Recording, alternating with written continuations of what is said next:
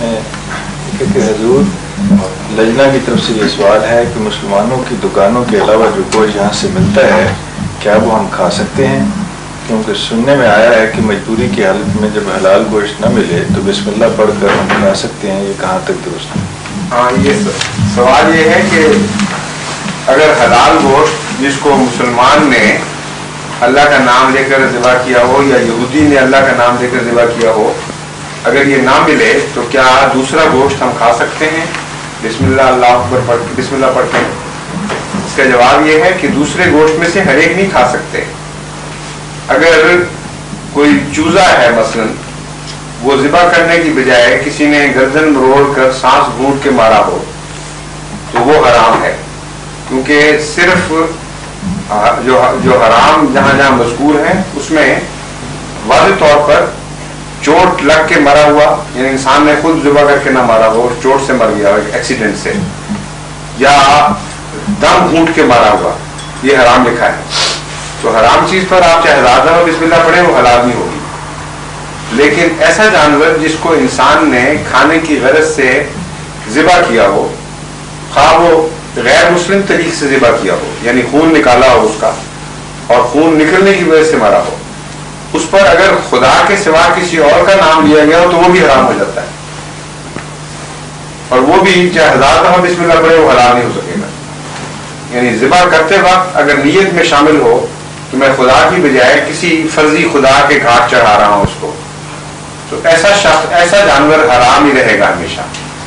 ایک تیسری شکل ہے کہ ذبح کرنے والے نے نہ خدا کا نام نہ لیا نہ غیر خدا کا نام لیا، اور انسانی استعمال کی غرض سے ایک جانور کو اس طرح مارا کہ اس کا خون بہہ گیا ہے۔ ایسا گوشت اگر بسم اللہ پڑھ لی جائے تو جائز ہو جاتا ہے۔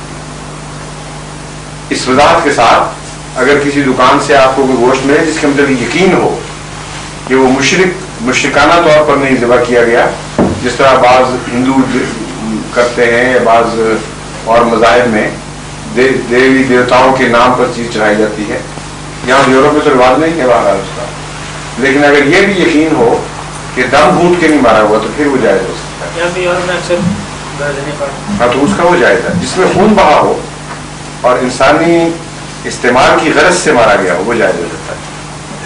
یہاں ذبح خانے ایسے ہیں کہ وہ اس قدر ٹیمپریچر پانی کا ہوتا ہے، مرغیوں کے ایک لائن میں وہ جیسے مشین آٹومیٹک وہ پاتے ہیں، وہ پانی سے اس قدر ٹیمپریچر 250-300 ڈگری بھی ہوتا ہے، تو اس طرح وہ ان کو مار دیتے ہیں پہلے۔ وہ حرام ہے، وہ مرغی جو جس کا خون نہیں بہا مارتے وقت وہ حرام ہے، وہ ہرگز حلال نہیں ہے، کسی قیمت پہ نہیں کھانی چاہیے۔ عربیوں نے الہلال لکھا ہوتا ہے، تو اگر وہ عربی جو دکانیں ہیں الہلال لکھا ہوتا ہے، نہیں اگر وہ صورت حلال لیتے اب کھائیں کہنے سے کیا مطلب؟ بیچتے وہ مرغی ہے یا بھیڑ کا گوشت ہے، یہ بحث نہیں ہو رہی۔ اب ایک آپ کی اپنی باتیں متضاد ہو گئی۔ ایک طرف آپ کہتے ہیں نقشہ وہ کھینچ رہے ہیں جو قطعی حرام ہے، اور جب میں نے کہا حرام ہے تو مجھے جواب یہ دے رہے ہیں اس پر حلال لکھا ہوتا ہے۔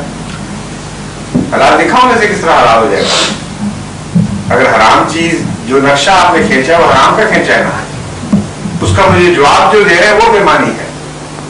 جب میں نے کہا جو نقشہ آپ کا اگر یہ درست ہے تو وہ چیز حرام ہو گئی، تو آپ اس کے خلاف یہ دلیل دے رہے ہیں کہ لکھا ہوتا ہے اس پر حلال ہے، تو لکھی ہوئی بات مانیں گے یا میری بات مانیں گے؟ میں قرآن کے مطابق کہہ رہا ہوں۔ یورپ میں 2 قسم سے ہیں حضور، ہمارے پاکستانی کچھ دوست اسپین کی طرف ایک کارخانے میں کام کرتے تھے، اسی مرغیوں کے مذبح خانے میں، تو ان سے ہم نے یہ پوچھا کہ آپ لوگ مرغیاں جب ذبح کرتے ان کو اسی غرض سے رکھا تھا کہ وہ ایکسپورٹ کرتے تھے سعودیہ وغیرہ میں، مسلمان ملکوں میں، ان سے ہم نے دریافت کیا کہ کیا آپ بسم اللہ اللہ اکبر پڑھتے ہو یا ویسے ہی ذبح کرتے ہو؟ کہتے ہیں اتنی دفعہ ہم پڑھیں گے تو ہمارا دماغ خراب ہو جائے گا، ہم صبح ایک ہی دفعہ پڑھ لیتے ہیں، اس کے بعد پھر سارا دن چلتے آتے ہیں ایسے۔ کیا یہ درست ہے؟ اتنی باتیں پوچھنے سے دماغ خراب ہو جاتا ہے۔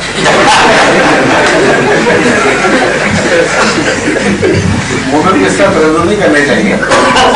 بخاری میں جو حدیثیں اس کے متعلق ہیں وہ حیرت انگیز ہیں۔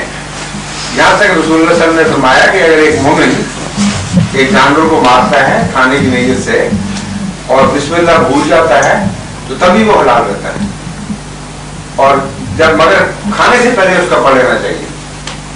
اس لیے اس نے دین کو بہت آسان بھی کر دیا, لیکن بنیادی اصول پھر بھی قائم رہیں گے. جو قطعی حرام ہے وہ باہر حرام ہے, اس کو بسم اللہ حلال نہیں کر سکتی. جو درمیانی معاملات ہیں اس میں ضائع ہونے کو, تلف کرنے کو خدا تعالیٰ پسند نہیں فرماتا, بلکہ اجازت دے رہا ہے کہ کھانے سے پہلے اگر ایسے گوشت پر آپ بسم اللہ پڑھ لیں تو پھر بھی حلال ہو جائے گا. تو مسلمان کا وہ تو پھر بھی مسلمان کا مذہب ہے جو آپ بتا رہے ہیں, وہ تو ویسے ہی حلال ہے. ایک دفعہ بسم اللہ پڑھے یا 100 دفعہ بسم اللہ پڑھے, جب ایک دفعہ وہ داخل ہوا ہے اس نیت سے فیصلہ کر کے کہ اللہ کی اجازت سے میں ذبح کر رہا ہوں, تو بعض دفعہ نہیں پڑھتا ہوگا تبھی بھی وہ حلال رہے گا.